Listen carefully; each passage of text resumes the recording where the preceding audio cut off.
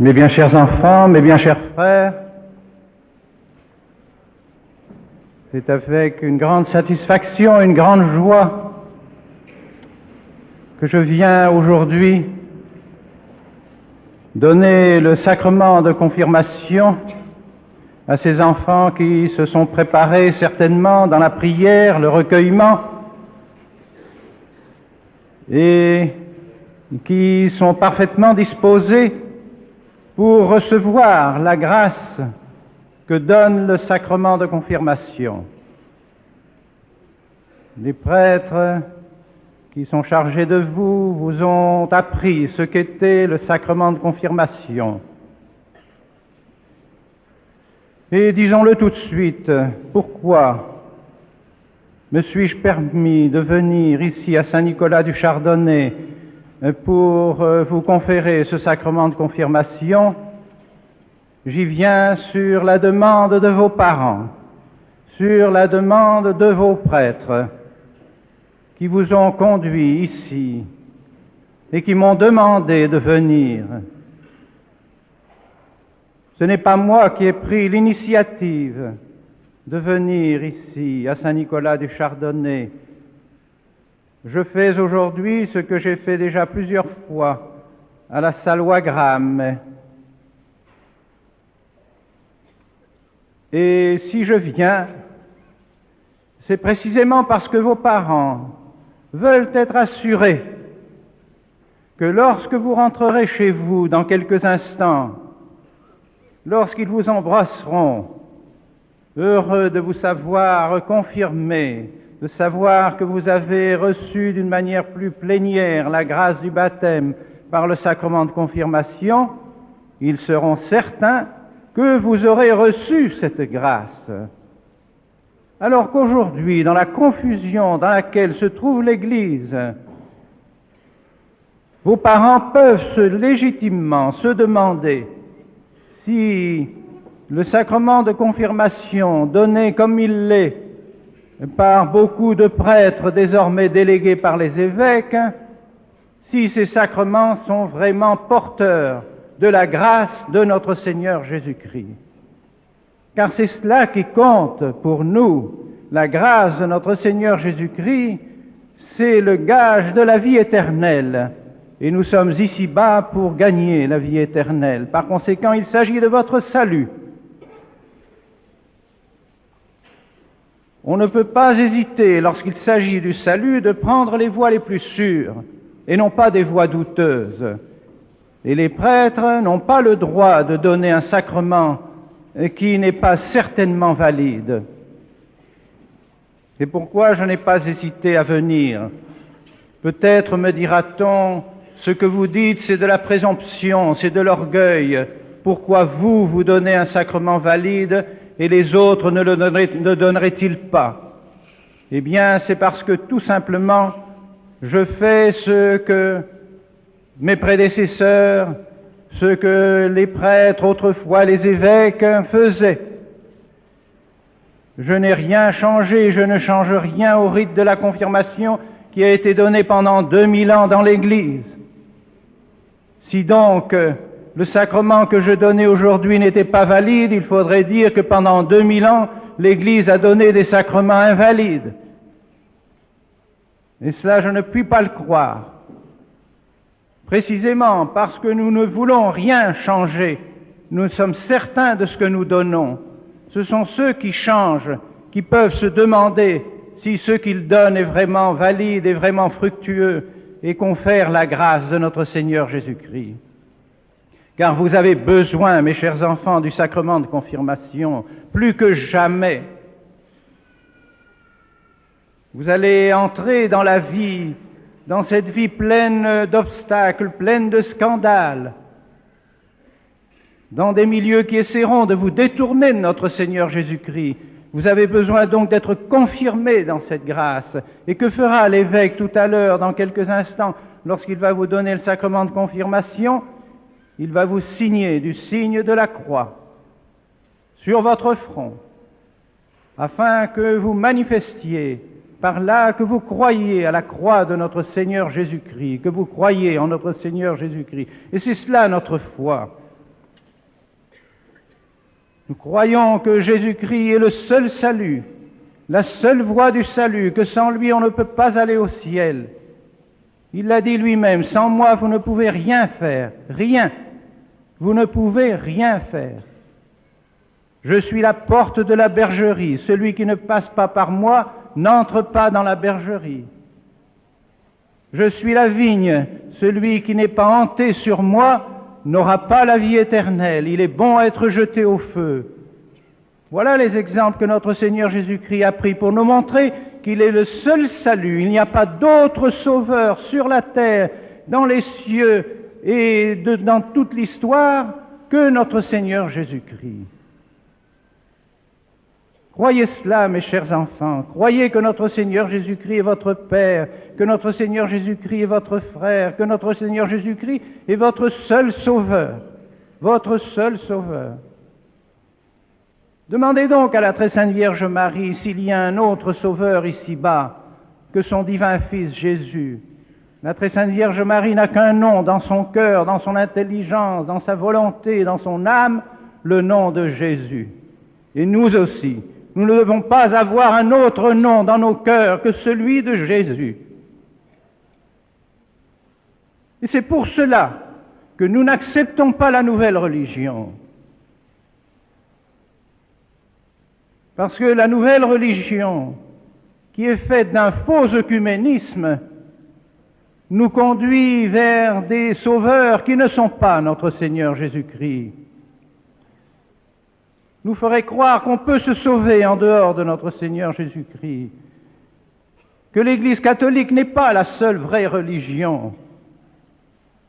Ce faux œcuménisme agit comme un dissolvant sur toute notre sainte religion catholique.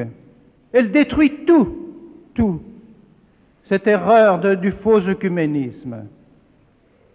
C'est ce faux œcuménisme qui nous a changé toute notre sainte religion.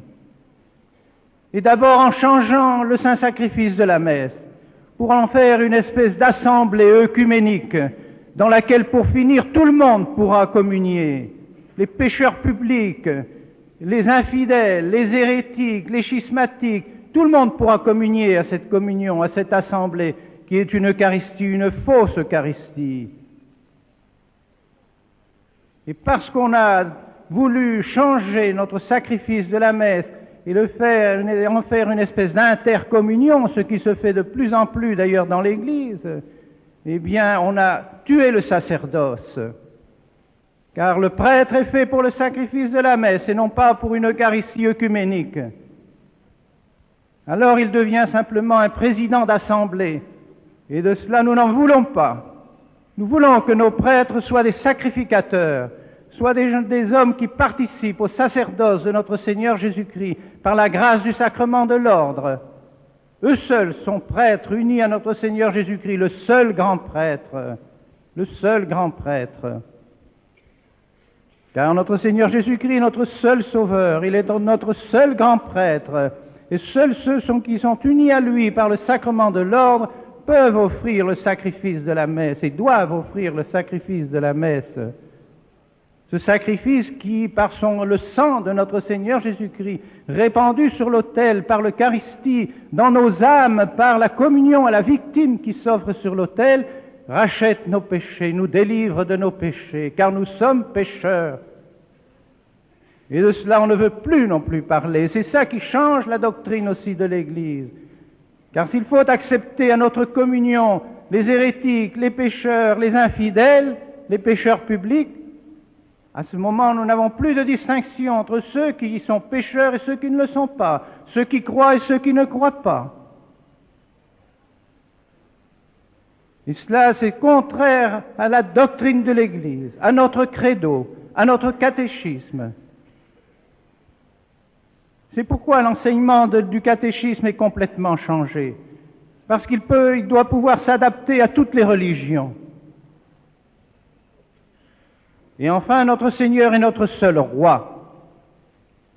Il est notre seul sauveur, notre seul prêtre et notre seul roi. Et il l'est par nature, par le fait même que le Verbe de Dieu, le Fils de Dieu, Dieu lui-même est descendu sur la terre et a pris un corps comme le nôtre, cette personne qui s'appelle Jésus-Christ est Dieu. Et devant Jésus-Christ, nous devons nous incliner et adorer notre Seigneur Jésus-Christ. Et si nous l'adorons précisément comme notre seul Sauveur. Oh, comme nous avons besoin du sang de notre Seigneur Jésus-Christ. Aujourd'hui, plus que jamais, nous ne pouvons pas nous passer de la croix de notre Seigneur Jésus-Christ. Elle doit être partout pour nous. Elle doit être dans nos maisons, dans nos chambres. Elle doit être sur nous. Elle doit être parmi nous, partout, la croix de notre Seigneur Jésus-Christ. Et cette croix de notre Seigneur Jésus-Christ que l'on voit à toutes les croisées des chemins de notre bonne France, de notre belle France, tous ces calvaires qui ont été élevés par les générations précédentes, qui montrent la foi qu'on avait en notre Seigneur Jésus-Christ, qu'ont eu nos ancêtres, et toutes ces belles églises qu'ils ont élevées. Pourquoi? Pour le sacrifice de la messe, et non pas pour une communion œcuménique, non pas pour une Eucharistie œcuménique. C'est pourquoi nous avons le droit d'être dans cette église, car cette église, comme les autres, ont été construites pour offrir le saint sacrifice de la messe, pour que le sang de notre Seigneur Jésus-Christ se répande sur nos autels, pour que notre Seigneur Jésus-Christ soit présent sur nos autels. Alors, c'est ce que nous disons avec beaucoup de respect d'ailleurs aux évêques et aux archevêques qui voudraient nous chasser de nos églises, de nos propres églises qui ont été construites pour le saint sacrifice de la messe et qui voudraient en faire des temples qui les transforment pour les donner aux musulmans, qui y appellent les protestants. Est-ce que Notre-Dame, la cathédrale de Paris, n'a pas reçu dernièrement des pasteurs de Thésée officiellement? Des cardinaux étaient présents pour recevoir des hérétiques qui venaient donner un message. Et quel message? Le message de reconnaître les droits de l'homme. Pour nous, nous ne connaissons pas les droits de l'homme, nous connaissons le décalogue. Nous connaissons nos devoirs. C'est cela qui est dans notre catéchisme. Ce ne sont pas les droits de l'homme. Ces droits de l'homme qui ont été forgés au moment de la Révolution pour continuer la Révolution. Car nous savons très bien, et Dieu nous l'enseigne, que si nous observons le décalogue, alors tous les droits des hommes seront observés. Alors la justice sera observée. Mais si nous n'observons pas le décalogue, inutile de parler des droits de l'homme. Notre décalogue est le fondement des droits de l'homme. Mais si l'on ne parle plus du décalogue, on ne parle plus des droits de l'homme. Il suffit de voir la loi de l'avortement qui va contre le 5e commandement, qui tue les enfants. C'est cela les droits de l'homme? Nous voulons le décalogue, nous voulons notre catéchisme, le catéchisme de toujours. C'est cela qui a fait la civilisation chrétienne. Dans la mesure où l'on détruit notre catéchisme, où l'on détruit nos autels, il n'y a plus de civilisation chrétienne, et on le voit bien. Tous ces rapts, ces brigandages, ces vols à main armée, ces assassinats partout, dans tous les pays, parce qu'on a oublié notre catéchisme, parce qu'on a piétiné nos catéchismes, parce qu'on détruit nos autels, parce qu'on ne veut plus de la croix de notre Seigneur Jésus-Christ. Gardons notre foi, mes bien chers frères, gardons notre foi, mes chers enfants. C'est vous qui êtes la génération future, c'est vous qui ferez l'Église catholique demain.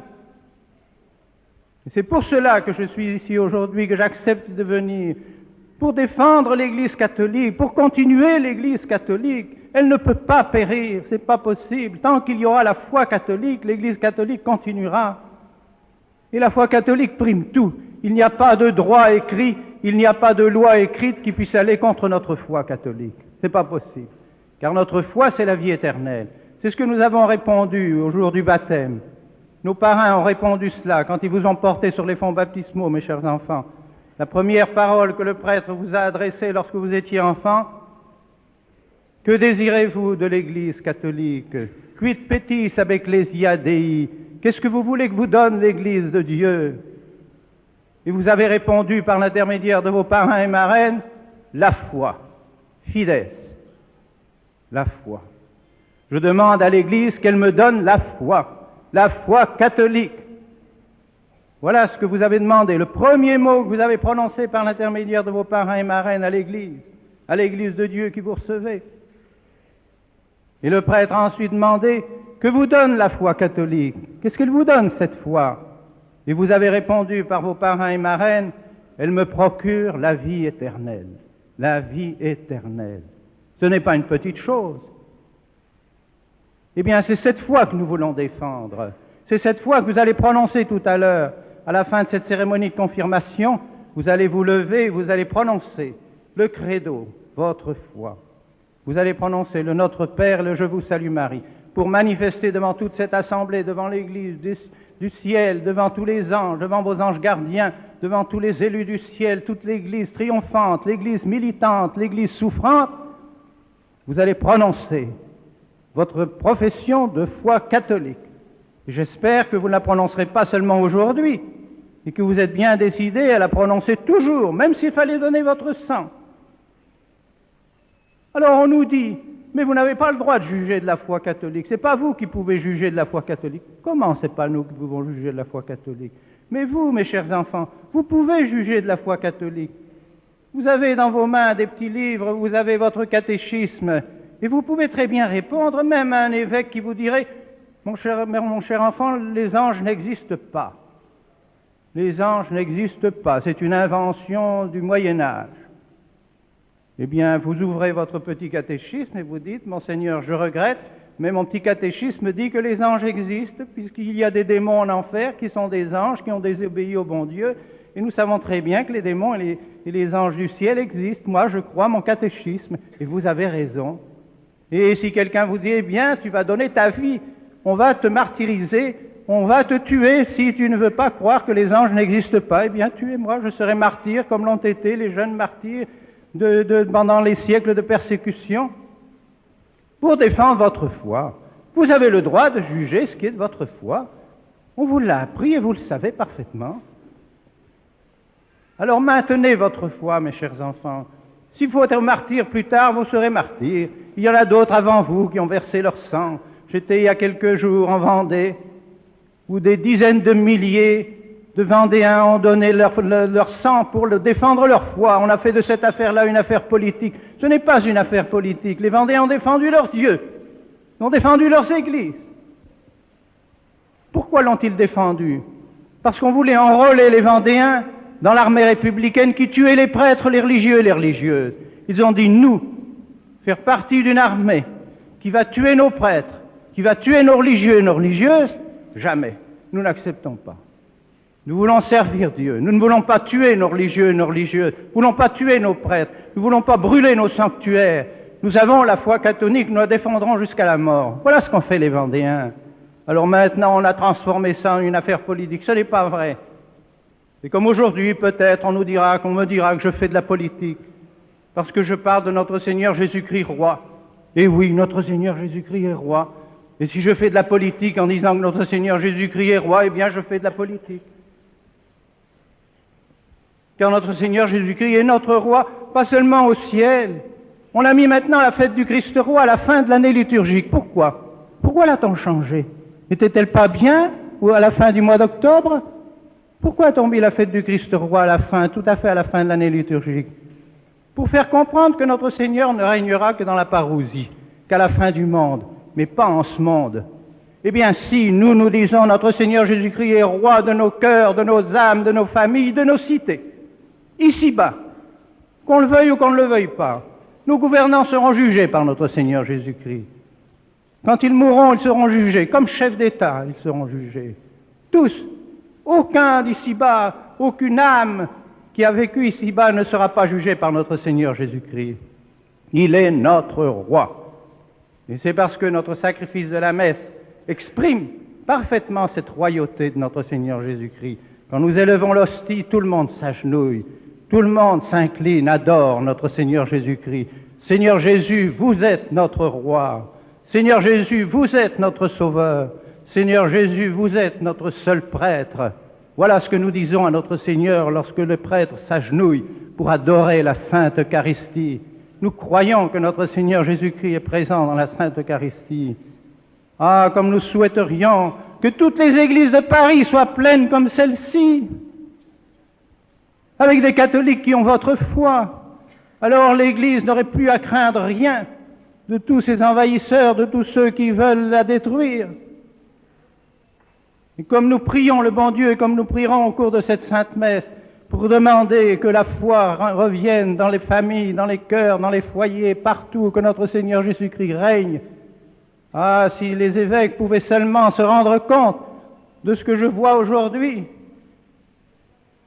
Si votre archevêque pouvait venir aujourd'hui dans ce sanctuaire et se rendre compte de la foi qui vous anime,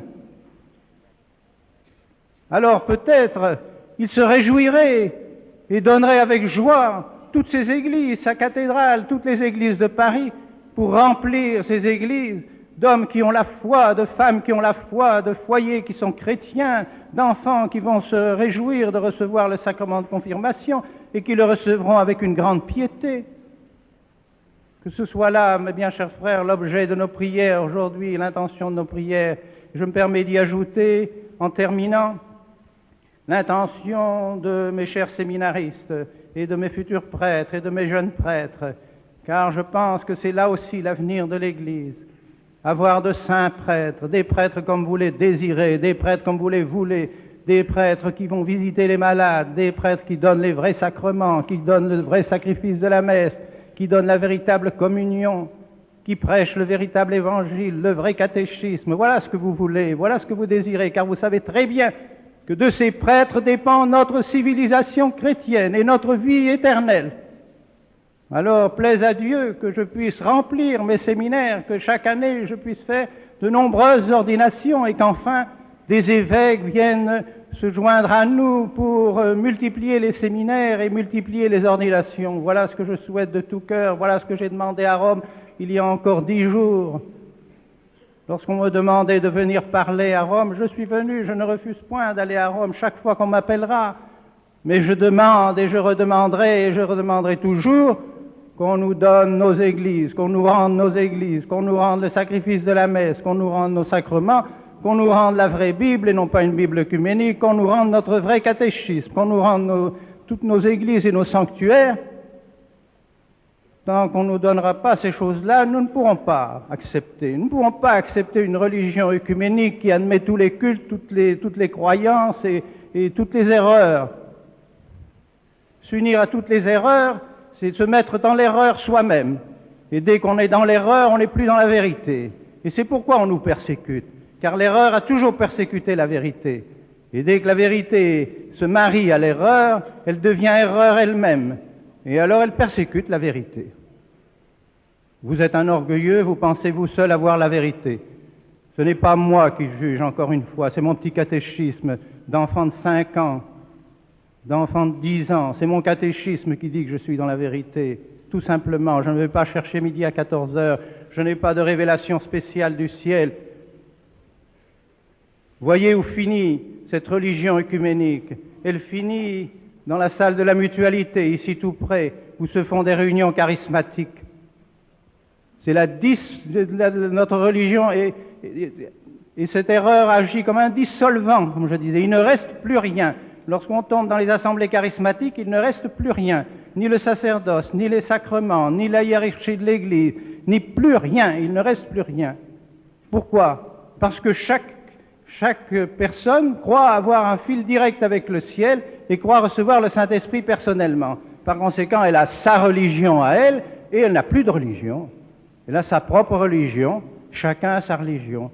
Mais ça, c'est l'anéantissement total de la religion catholique, de la religion telle que notre Seigneur Jésus-Christ l'a instituée. Voilà, mes bien chers frères, ce que je croyais devoir vous dire, afin de vous encourager à maintenir votre foi. Je crois que vous venez ici de nombreuses régions de la France.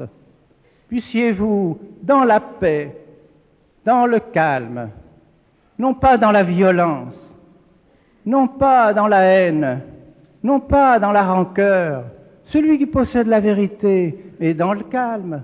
Pourquoi nous agiter? Pourquoi nous émouvoir? Pourquoi nous critiquer les uns les autres? Pourquoi essayer d'en vouloir les uns aux autres? Nous avons la vérité, nous avons Jésus dans nos cœurs, nous avons notre foi, nous avons notre catéchisme, tout ce que Jésus a institué pour nous sauver. Nous continuons, et nous sommes certains d'être dans la véritable voie. Attendons que le bon Dieu, quand il le voudra, finisse par solutionner les problèmes qui nous entourent, mais ce ne sont pas nos problèmes. Nous n'avons pas de problème, nous autres. Ce sont les autres qui ont des problèmes. C'est nous qui faisons problème aux autres. Mais pour nous, nous n'avons pas de problème. Alors, il faudrait croire que l'Église a eu des problèmes pendant 2000 ans pour connaître sa foi. Eh bien non, l'Église n'a pas eu de problème. Elle a toujours marché droit selon sa foi, et nous marchons droit selon notre foi. Que ce soit là notre résolution, dans la paix, dans le calme, dans la prière, dans la mortification, dans la pénitence, voilà ce que je souhaite. Et en terminant, je ne puis pas ne pas évoquer le souvenir de la très sainte Vierge Marie qui est notre mère. Elle est catholique. Elle ne peut pas ne pas être catholique. Elle n'est pas œcuménique dans un faux sens de l'œcuménisme. C'est pas possible.